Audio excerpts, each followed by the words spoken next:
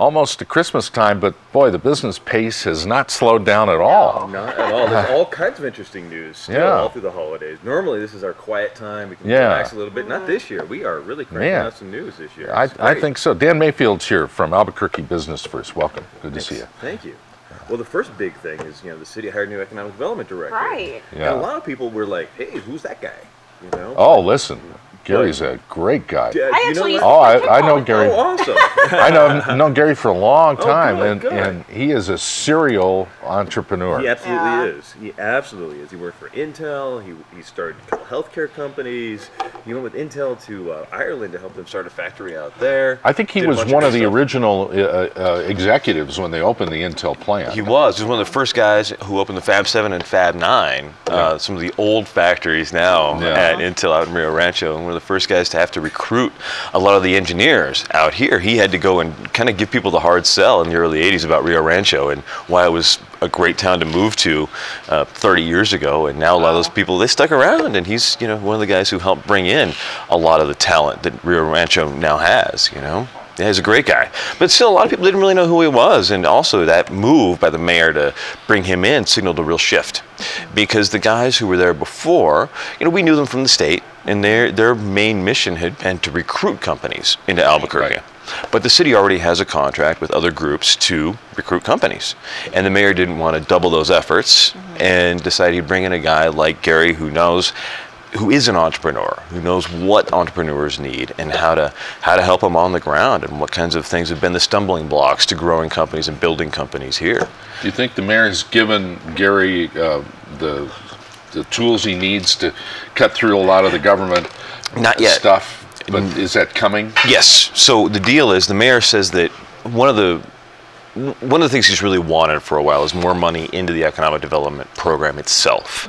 And this year he's going to send out a new budget that has significantly more funding for the department when it comes out in January. So we'll see if the city council can get behind it this year. And that would help, basically do a lot of on-the-ground things. He wants a new website, something simple that says, simply when you Google, "I want to start a business in Albuquerque," their site comes up, not the yellow pages. It's basic. Yeah, it's basic stuff like that he feels the city still needs to work on, and also some permitting issues.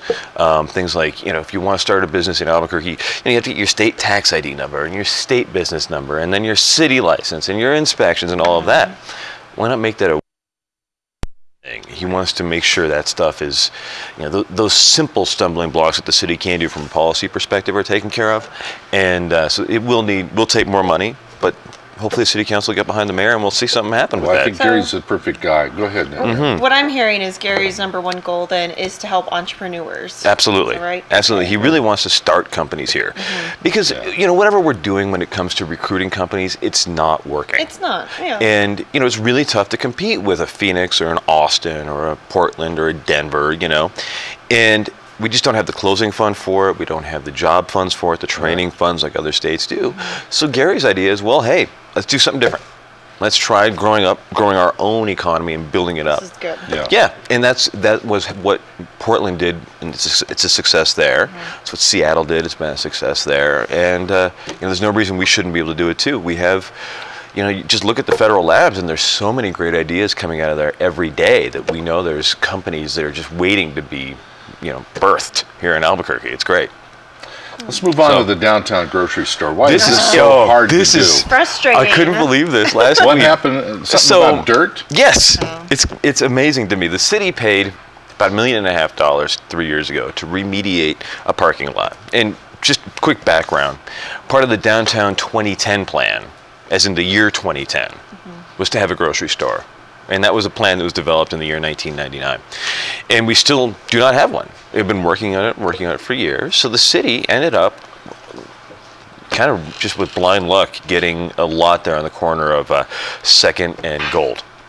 A great lot, perfect for a grocery store. But it had some issues. It was a dry cleaner. It was also a gas station at one point, and they needed to remediate the dirt, and they pull out the contaminated dirt, put in new dirt. No big deal, right? Yeah, we got a lot of dirt. We got a lot of dirt. A lot of filter. Didn't sound like any big deal at the time. But they put in the wrong dirt. No. Yes, it's supposed to have there's two kinds of dirt. I mean, this was all new to me. There's two kinds of dirt. There's compactable dirt and non-compactable dirt. And they put in non-compactable dirt. And what happens is, you put your building on it, and it starts to shift and sink and what have you. Exactly. Oh man. So now they have to either remove all that dirt and put in new dirt, or what they actually did, which I think is, being a downtown person, I think it's great, because we both park in the parking garage over here, and they're putting in a parking garage underground, and that'll be great. Just dig out that dirt, put it in a parking garage. It'll be awesome, and then that allows them to, put the grocery store and a couple stories of retail and apartment living above it, which will be awesome. But it's going to cost another $4 million because some guy somewhere along the line had him fill it in with the wrong kind of dirt. Well, let's send him the bill. I know, right? Yeah. Please. So frustrating. Yeah, and it's the thing. I don't think when they remediated that land, nobody had any idea that they were going to put a 4-story grocery store there. They thought 1 story, everything else in that part of downtown is 1, maybe 2 stories. They had no idea that it would be something that would be as large as that. And, it's thinking big and a good idea, but not quite details, in the right spot. People, details. That's it. So is there a new expectancy of when this will be done? Not yet. They're trying to get financing again because they'd gotten financing for, I believe it was $8 million. But this balloons the cost up another $2 or $3 million. So they're going through that whole process now. And the city assured me the other day that they're 98% there on getting new financing. But it's just one more little road bump in the path to getting a grocery store downtown. It's been a hard road. Trader Joe's would be great. But that's kind of the idea for this grocery store, which will be awesome. But it'll be locally owned. Right. And it's by Giltmore Inc. And the whole first floor is going to be, I think it's 8,000 square feet, which is almost the size of a Trader Joe's, which are about 10,000 square feet. Yeah. And it's going to have local produce. The whole idea is local meat, local produce, local everything in downtown. And also just be a quick convenience store. You need that one little thing on your way home from work, whatever it may be. Yeah. Pop in, pick it up, and on your way. You live downtown. You don't really have much. There aren't many options. Yeah. Especially on that side of downtown. Right. So. All right, Dan, one more story we want to talk about here, Yes. and that's the Regents at the University of New Mexico.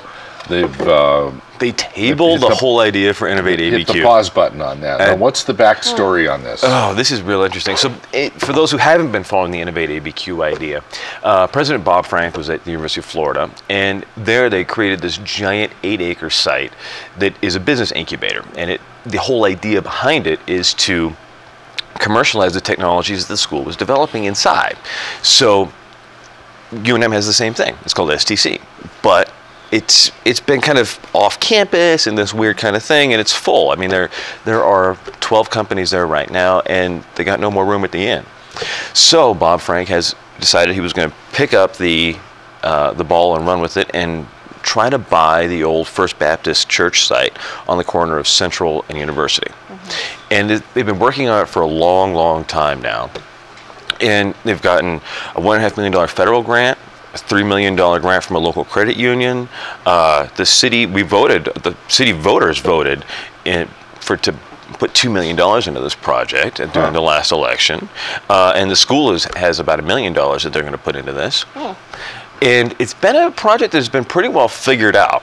And it's going to be a business incubator. There's going to be a dorm on site for people who want to live and work there. The idea is to have a live, work, play. So it's not just a building; it's kind of a campus. It's a mini business growth campus. Interesting. Yes, absolutely. And the whole idea is it kind of dovetails right into what Gary Opedal is doing with entrepreneurs. But on Friday, even though this thing has been figured out and they have all this money, the Regents still think there are issues with it. And some of it comes down to environmental concerns. The railroad used to use that site just to the west of it as a diesel fueling depot. And the ground is contaminated. Of course, the railroad has said, it's BNSF, and they've said for years that they would clean the contaminated. They would clean it up. They're responsible for it. The right dirt, exactly, no doubt. But those are questions that the Regents still have. What are we going to do with that? And then number two is there may be some asbestos in the old church building in the tiles, and they're not sure if that's an issue yet. There's a couple other little things too, like what if the grants were specifically to build this innovation center? Right. What if the innovation center falls flat on its face? Chances are slim, but what if it does? Yeah. Would the university then be on the hook to repay the credit union $3 million and the federal Well, government $1.5 well, million? then- They should In that probably put case- some contracts in place. Yeah. In that case, it's probably good to hit the pause button. Are they going to revisit Yes, this? absolutely. They're going to be holding a special meeting in January, Okay. good. at the end of Good. January, to Not deal too with much it. of a pause. Not Not too much the of a pause. typical New Mexico delay stuff. Yeah. Not the 2 years pause, but Yeah. still, this is a thing that, again, all of us downtown and a lot of the people in the business community are really eager to see happen, because we really want to see our local ecosystem of these companies grow. And one of the best ways to do it is by building an incubator, and something on this level that would specifically be built to leverage UNM's and Sandia's and AFRL's technology that they've worked hard to develop. It's tailor-made for what we've got here in Albuquerque.